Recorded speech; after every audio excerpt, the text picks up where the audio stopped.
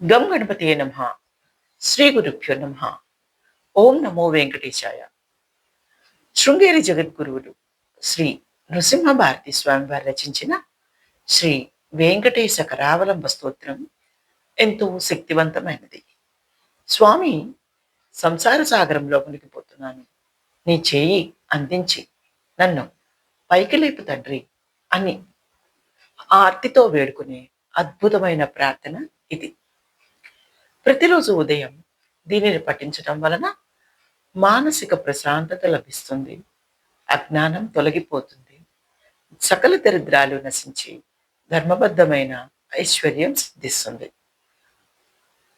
వెంకటేశ కరావలంబ స్తోత్రంలోని 11వ శ్లోకం లేదా చరణం తెలుగు భావంలో తెలుసుకుందాం.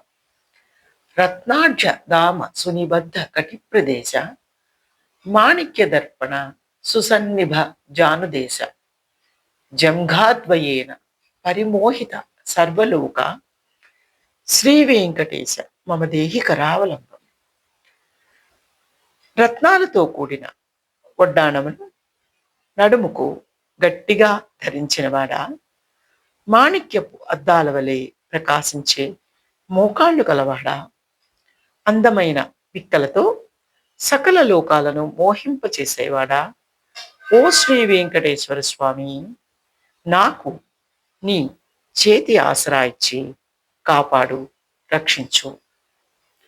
ఆ ఆపద మొక్కుల వాడి అనుగ్రహం మనందరిపై ఉండుగాక. గోవిందా గోవిందా.